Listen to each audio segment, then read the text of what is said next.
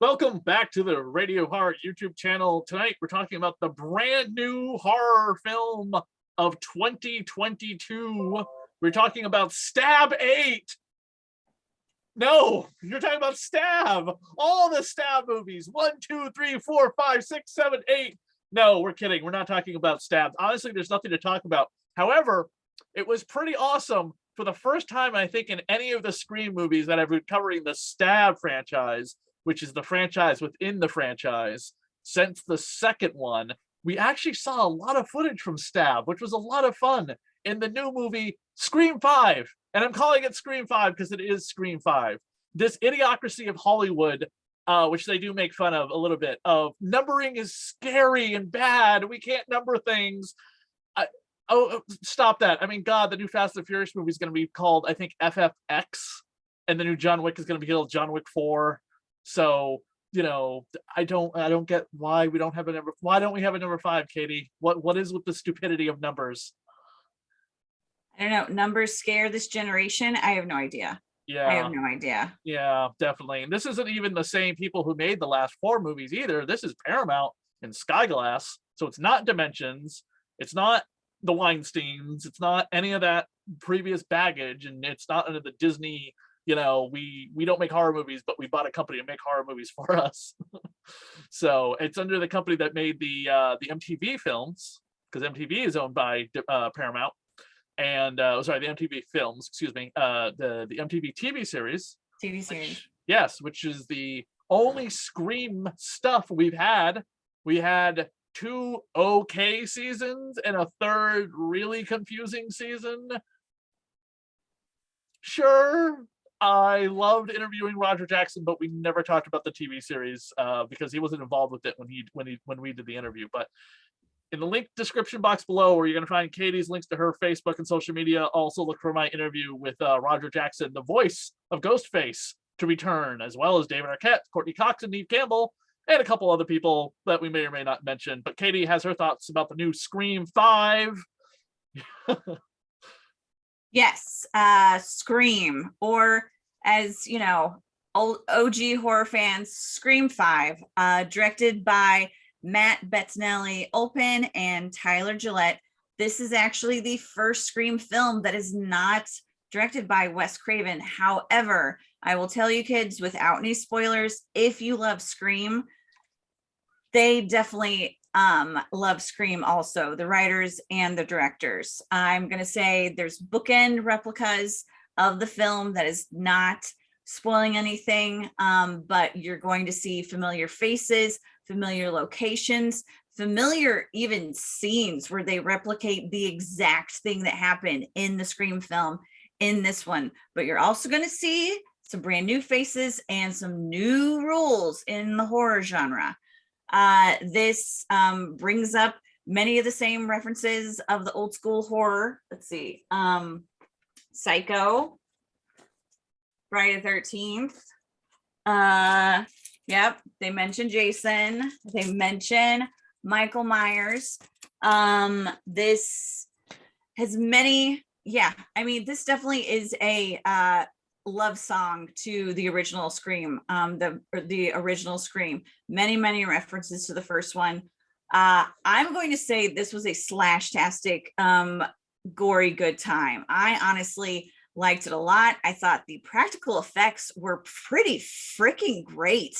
I mean, they had some damn bloody scenes and people get slashed and it looked real and it is gory. I'm talking about knife through the throat that looks pretty damn good, through the face. I mean, you may cry a little bit. You're going to have some characters that you're going to adore, which I did. You're probably going to have a few scenes that make you a little queasy, maybe not queasy, but make you a little like, I don't know.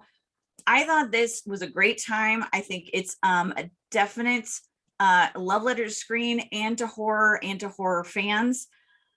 There are going to be some people who are going to hate this film because of the way they talk about elevated horror. I'm saying that because I know these people. I love these people. They are friends of mine. And you know what?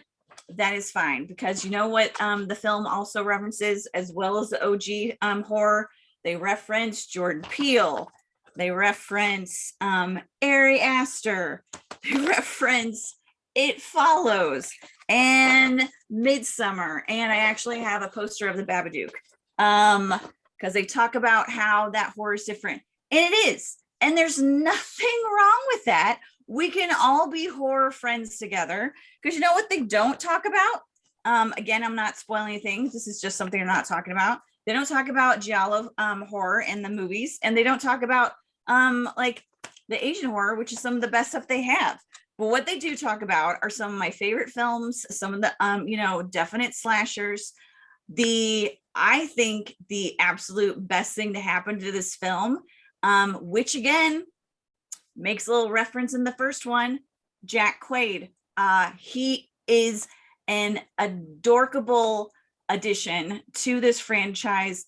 I love this kid. He had two of my favorite lines in the film. One was, "Oh, you want to go there? Is the address 123 No Fucking Way Lane?" Yeah, I'm not doing that.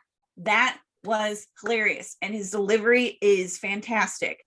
Is this a perfect film though? No. No. It is not a perfect film. But it's a lot of fun. It is a lot of fun. I mean, who knows if it's going to be, it's January. I don't know if it's going to, I don't know if it's going to be in my top 10. It's a fun time. I would definitely see this again. I will dispel one of the biggest rumors of the film. Matthew Lillard does not come back for this movie. This is not a spoiler. This was a really well-constructed photo on Facebook that somebody posted, or Instagram, or some social media, of him with a lot of scarring on his face and a lot of rumors that he had been on set. And gee, do you think maybe the actors have been friends for 25 years? There might be another reason why he's on set, but we're not going to get into it. But Matthew Lillard does not return to play Stu in this movie. Although Stu is mentioned in the film. Yes. But there's two things that I have a problem with. One, again, I'm talking about, this isn't a spoiler because it's in any trailer, anything. In the beginning scene, which is very, replicating the beginning of the original Scream, there is a landline. Now, while I'm not saying that landlines don't exist in 2020 or 2021, my parents are in their elderly age, and even they don't have a landline. That I thought was pushing it a wee little bit, because I think there are going to be some kids out there who are going to actually ask, what is that thing? The other thing is the Ghostface killer. I'm not going to say why there's an issue with that, because this movie has not come out yet. But when you watch it, we'll probably have to do another video, at least, because we're not going to do spoilers. We're not going to be those assholes that it's like the movie hasn't even come out. We're going to spoil the whole thing. We're not going to tell you who the killer is, and we're not going to tell you a big plot twist that runs the entire length of the movie. Well, there's that, but there's just, I can't say why there's a problem with the killer, but when you see it and when it is revealed, I will definitely go into detail why there's a major issue with this, because it honestly does not make it doesn't make any sense. I can't say why, but yeah, I have some theories about that too, but I'm afraid. Well, no. Pieces together for people to be like, oh, but I do love the fact that they are making a point, like in the advertising and the poster, that it's always somebody and the killer is here on the poster, and they get into a real roundtable discussion of like, you're the killer. Oh, you can be the killer because, and you can be the killer because of, and I'm like, that's fun, because the killer is in that room. It's on the poster marquee everywhere of Ghostface with the cast around on the bottom of the house. And it says at the top, the killer is on this poster, which is fine, because the killer, Stu and, oh God damn it, Jughead's dad, Riverdale, thank you. Billy Loomis. We're on the poster. Well, Billy was on the poster for the original, so. Oh, yeah. No, and that's great. I mean, I think when they reveal why the killer did what they did, again, look, I mean, Scream is a film that is again, the original Scream is a love letter to horror fans. I mean, it's about horror fans doing a horrific thing because of horror movies. This basically is the same without all of the, you know, backstory bullshit that Billy had. That I remember watching that and seeing Stu's face. And honestly, that was one of the best performances by Matthew Lillard I've ever seen in my entire life. When Stu talks about, and when Billy talks about his mom sleeping, or his dad sleeping with Sydney's mom, and that's why he killed Sydney's mom, and Stu's face goes, what's going on? How, why, what? It's like, I thought we were just killing people to get famous and be survivors and then just keep on killing people. It's like, honestly, still one of my favorite performances from Matthew Lillard, whatever. But this one, yeah, it's horror fans. This is horror fans being horror fans, and it gets into that fandom and the, you know, being a little fanatic and whatnot, but I love it. I mean, I love the genre. I want to say I love the genre. This movie is great. It's a good time. I think honestly, I think Wes would be very, very proud of this one. I really do. And yeah, I definitely say go see it. There's there was a conversation I had with a guest that came on the show recently, James Jude Courtney, who plays Michael Myers in the Halloween 2018 Kills and Ends, that he was talking about, that we talked about, like, you know, letting something lie for a while. And yeah, it has been 10 years between Scream movies, and they could probably come up with some way to do another one. But honestly, I don't want to see another one after this. This was okay. This was clever, but let's let it sit for a while. I mean, this is definitely not the franchise to pump out a sequel every 5 minutes like Saw and Friday the 13th and Halloween. I think it's time to just probably just do the remake, you know, that they want to do, which we did as an MTV television show for one season, the first season, really. But don't do it anytime soon. You know, really give it some time. Well, but if I find out there's another movie coming out next year, I'm like, why? Of Scream? If I find out, I don't want to hear they're doing another Scream movie so fast. But I don't know what the box office's movie is like right now. Spider-Man is still letting up the box office, so we will have to wait and see. This is only coming out in theaters. So it's only coming out in very theaters. careful going to theaters right now, especially if you do not have a booster or you're not like just taking your own precautions. I sat in the back seat of the theater next to nobody. The theater was crowded, but I sat in the back seat where I picked my seat.